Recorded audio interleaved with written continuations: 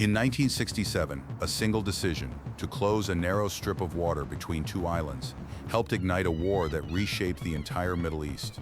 That decision was made here, in the Strait of Tiran, and now someone has decided to build a bridge across it. Welcome back to the channel. Today we are looking at one of the most geopolitically complex, ecologically sensitive, and engineering ambitious mega projects ever proposed in the modern Middle East. This is the story of the Moses Bridge, or officially the King Salman Bridge, a planned crossing between Egypt and Saudi Arabia, stretching approximately 32 kilometers across the Red Sea, passing over an island that has been at the center of wars, diplomacy, controversy, and now one of the most extraordinary infrastructure visions of our generation. This is not just a bridge. This is not just a crossing. This is a physical seam stitching two continents together, Africa and Asia, where no land connection has existed in recorded history. It is a crossing over waters that are seismically active, ecologically irreplaceable, strategically contested, and geopolitically explosive. It is a bridge that was first imagined in 1988, killed multiple times, then reborn with a $4 billion price tag and a deadline that no one has yet set in stone. And as of June 2025, Egypt's own transport minister says the planning is done and they are ready to build it, whether as a bridge or a tunnel, at any time. This is not just ambition. This is a project that history itself has been trying to prevent. Before we continue, make sure you subscribe to the channel if you haven't already. We cover mega projects exactly like this one, where engineering and history collide, and stay with us until the end, because we will tell you something about this strait, something hidden in the water depths themselves, that makes this bridge not merely difficult, but genuinely unlike anything ever built before. At first, there was only water, not calm water, not cooperative water. The Strait of Tiran is one of the most agitated, compressed, and strategically vital bodies of water on Earth. On one side, Egypt's Sinai Peninsula, the mountains of the desert plunging straight into the sea. On the other, Saudi Arabia's Arabian coast, flat and arid under a relentless sun. Between them, Tiran Island, a small, uninhabited piece of rock and coral reef, technically now Saudi territory, sitting at the throat of the Gulf of Aqaba, controlling access to the ports of Eilat in Israel and Aqaba in Jordan. And that geography alone has written more history than most nations manage in centuries. If you try to build a normal bridge here, you immediately confront a problem that most engineers would consider disqualifying. The western side of the strait, between Egypt's Sinai and Tiran Island, is where the Enterprise Passage runs. That channel reaches depths of approximately 290 meters. That is nearly the height of the Eiffel Tower, plunging straight down beneath the surface. You cannot simply put a pillar there. If you try, you are anchoring a structure into one of the deepest, most pressurized stretches of water in the northern Red Sea, in an area with active seismic fault lines running beneath your feet. And if you ignore the western side and try the eastern side, the narrower stretch between Tiran Island and the Saudi coast, you find something very different, but equally challenging. Here the water is shallow, the navigation channel is only about 16 meters deep, but the seabed is a labyrinth of coral reef, world-class coral reef. Protected, biodiverse, fragile, and legally shielded by international environmental agreements. So you cannot simply pile drive through it. You cannot dredge it. If you destroy the reef, you destroy one of the Red Sea's most important marine ecosystems and trigger an international environmental catastrophe. This was not a simple problem. This was a problem designed by geography, geology, ecology, and geopolitics working in concert against the engineer. Then there is the other dimension, the one that has nothing to do with meters of water or coral polyps and everything to do with the map of a war. The Strait of Tiran is directly protected under Article 5 of the 1979 Egypt-Israel Peace Treaty, the Camp David Accords. That treaty guarantees freedom of navigation through these waters, specifically for Israeli shipping, specifically for access to the port of Eilat. Any structure that crosses this strait must not impede that navigation. It cannot block the shipping lanes. It cannot threaten the passage. And for decades, Israel watched this bridge proposal with extreme suspicion, because whoever controls a bridge controls the crossing. In 2005, the project was formally suspended by Egypt's President Mubarak, in large part because of Israeli security concerns. A bridge across the strait you once blockaded to start a war carries a very particular kind of diplomatic weight. So the solution was not simple construction. The solution required an entirely new political geography before 1 cubic meter of concrete could be mixed, and that political geography took decades to assemble, step by step. This is how it unfolded, and this is how, if built, it will be built. The first move was not engineering, it was sovereignty. In April 2016, Saudi King Salman bin Abdulaziz made a rare and historic state visit to Egypt. In Cairo, he sat across from President Abdel Fattah el-Sisi and signed an agreement. Among its provisions, Egypt would transfer sovereignty over Tiran and Sanafir Islands to Saudi Arabia. This was staggering. These islands had been under Egyptian administration since 1950. Egyptian soldiers had died defending them. Egyptian textbooks had taught generations of children that Tiran and Sanafir were Egyptian soil. The announcement triggered the largest public protests Egypt had seen since el-Sisi took office in 2014. Courts challenged the deal. Parliament debated it. And yet, on June 24, 2017, el-Sisi signed the agreement into law. The islands passed to Saudi Arabia. Why does this matter for the bridge? Because with Saudi Arabia owning Tiran Island, the bridge no longer needs to cross foreign territory. Saudi Arabia owns both the eastern approach, its own coast at Ras al-Sheikh Hamid, and the island in the middle.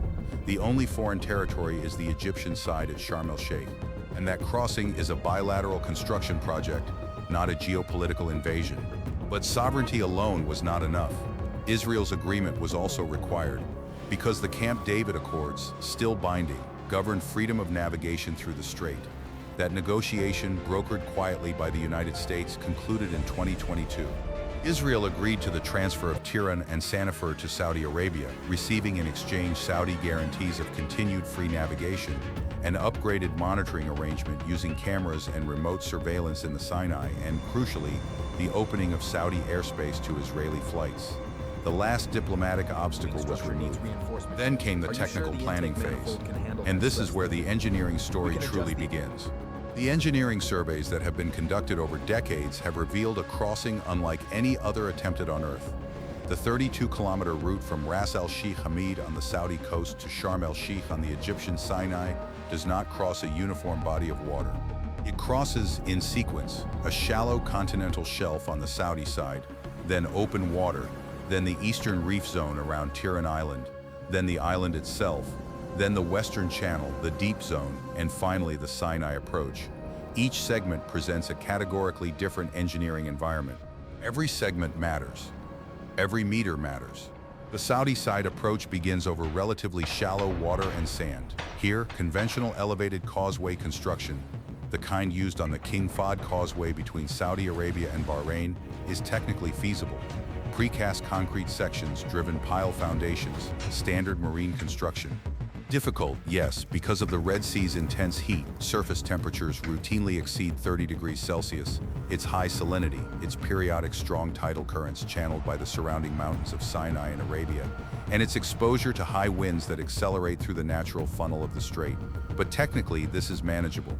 The coral reef zone is not manageable in any conventional sense. The reefs east of Tiran Island are among the finest in the Red Sea. They are home to steep drop-offs teeming with marine life, sharks, sea turtles, schools of tropical fish, soft corals, hard corals, the endangered dugong. They are a destination for divers from around the world, and they are not a uniform obstacle. The reef system is three-dimensional, not a flat barrier, but a complex living architecture of ridges, passages, crevices, and overhangs, reaching from the seabed upward to just below the surface. Any foundation work in this zone risks not just physical destruction of the reef directly at the pile location, but turbidity, suspended sediment that smothers coral across a far wider area, and disruption of the water circulation patterns that keep the coral alive. This is why the engineering teams have been studying, for years, alternative foundation strategies. One approach involves spans long enough to vault over reef zones entirely, with foundations placed only in sandy or rocky seabed gaps between reef structures. The same principle used in the China-Maldives Friendship Bridge, where engineers developed entirely new pile driving and foundation techniques specifically for coral reef geology. Another approach involves environmental modeling, using computational fluid dynamics to predict exactly where turbidity plumes would travel, and using that data to site every foundation point to minimize impact. A third approach, still under serious consideration, replaces the bridge in the deepest western zone with a submerged floating tunnel, a structure suspended at a fixed depth below the surface, allowing shipping to pass above it while traffic moves through it, a technology pioneered in concept but never yet deployed at this scale. The deep Western Channel, the Enterprise Passage, with its approximately 290-meter depths, is the greatest structural challenge of all. You cannot anchor a conventional cable-stayed or suspension bridge tower at 290 meters depths without a foundation system of extraordinary size and complexity. The rock and sediment at those depths in the northern Red Sea is subject to seismic stress from the Tiran transfer zone, a geologically active boundary between two tectonic systems. Any structure here must be engineered not just for the weight of the bridge above, but for the ground motion below, for the lateral forces of currents, for the thermal expansion and contraction of steel and concrete in a marine environment, and for a service life measured in decades, not years. Imagine standing at the bottom of the Enterprise Passage. The pressure is more than 29 times atmospheric. The darkness is absolute. The temperature is cold and the current is slow but relentless. Now imagine building a column here that must rise nearly 290 meters to the surface and then carry the weight of a highway and a railway above it. That is the engineering question at the heart of the Moses Bridge. The proposed design, not yet finalized, involves at minimum 2 suspension bridge spans over the deepest water, with towers rising from foundations set into the seabed at extraordinary depth, using techniques borrowed from offshore oil platform construction and refined specifically for this project. The caissons, hollow steel and concrete cylinders, would be fabricated on shore, floated into position, then sunk and filled with concrete, anchored into bedrock. Each caisson would take months to construct and sink. The precision required is extraordinary. In a channel subject to tidal currents and wind, a caisson must be guided to its position within centimeters, held there while the concrete cures, and confirmed stable before the next stage can begin. Then came the question of what the bridge actually carries. This is not just a road. The Egyptian transport minister explicitly confirmed it. The project includes a high-speed railway line to carry both cargo and passengers. That changes everything about the structural requirements. A road bridge flexes, a railway bridge must not. The dynamic loads from a high-speed train, the oscillations, the impact loads, the resonance frequencies, demand a level of stiffness in the structure far beyond what a highway bridge alone would require. The design must accommodate both simultaneously. Road traffic above, rail traffic in a dedicated lane, at speeds that will reduce travel time between Egypt and Saudi Arabia to approximately 30 minutes. Every component of this structure matters. Every bolt, every weld, every centimeter of bearing capacity matters. The marine environment will attack it continuously. Salt spray corroding steel, biological fouling encrusting submerged surfaces, ultraviolet radiation degrading sealants and coatings on the exposed deck. The maintenance systems, the access platforms, the inspection equipment, the cathodic protection systems that run electrical current through the steel to prevent corrosion must be designed in from the beginning, not added as an afterthought.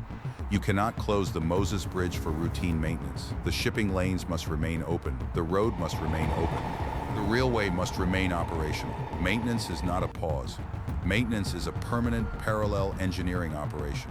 The construction materials required for a project of this scale, in this location, defy ordinary imagination. The concrete volumes alone, for the causeway sections, the tower foundations, the approach viaducts, the deck sections, run into hundreds of thousands of cubic meters. Each batch must be mixed to a specialized marine-grade formula resistant to the sulfate attack of Red Sea saltwater, tested for chloride permeability, cured under conditions of extreme heat and aridity. The steel for the cables of the suspension spans, if suspension is the chosen design, must be high-tensile wire rope, each strand individually tested, each cable assembly rated far beyond the maximum load it will ever bear. The deck panels, likely precast concrete slabs produced in shore-based casting yards, then floated out on barges and lifted into position by floating cranes, must be manufactured to tolerances measured in millimeters and placed in position on a structure that is already moving, already flexing, already responding to wind and current. The construction fleet itself would be one of the largest ever assembled in the Red Sea. Picture simultaneously a fleet of heavy lift barges carrying precast deck sections, crane vessels capable of lifting hundreds of tons in open water, diving support vessels running teams of commercial saturation divers working at extreme depths on foundation inspection and bolt-up operations, concrete pump boats mixing and placing underwater concrete in the caissons, a survey and monitoring fleet equipped with multi-beam sonar and GPS reference positioning systems accurate to centimeters, marine environmental monitoring vessels sampling water turbidity, measuring sediment drift, tracking coral health in real time, and a Coast Guard and maritime traffic management operation keeping the shipping lanes open through the Grafton and Enterprise passages even as construction proceeds around them. All of this in temperatures that can exceed 45 degrees Celsius at the surface, in wind conditions that can ground cranes and stop barge operations for days at a time. The Environmental Management Plan, which the Hurghada Environmental Protection and Conservation Association has demanded as a condition of its conditional support, would layer across all of this. It would specify pre-construction baseline surveys of every coral formation within the construction zone, real-time turbidity monitoring with automatic shutdown thresholds if sediment levels rise too high, seasonal construction windows that avoid the breeding periods of turtles and the migration routes of whale sharks and manta rays, noise mitigation systems on pile driving equipment to reduce impact on dolphins and dugongs, a reef transplantation program to relocate threatened coral colonies before any foundation work begins, and post-construction reef monitoring continuing for years after the structure is complete.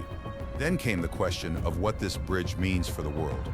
Most travelers who will one day cross the Moses Bridge, and officials estimate over 1 million per year, including Muslim pilgrims heading to Mecca, will see only the road beneath their wheels, the water stretching to both horizons, and the faint outline of the Sinai Mountains to the west and the Arabian Escarpment to the east. They will not see the seismic monitoring equipment buried in the bridge's foundations, transmitting ground motion data to control centers in real time. They will not see the cathodic protection system running low-voltage electrical current through every submerged steel element, fighting the relentless chemistry of corrosion. They will not see the inspection robots, remote-controlled vehicles designed to crawl the undersides of the deck and the faces of the towers, surveilling every square meter of structure for cracking, fatigue, and impact damage. They will not see the environmental monitoring buoys anchored around the coral reefs, measuring water temperature, pH, turbidity, and biological oxygen demand every 15 minutes, feeding data to marine biologists in Cairo and Jeddah. They will not see the freight trains running in a dedicated corridor beneath the road deck, carrying cargo between Africa and Asia at speeds that no ship can match.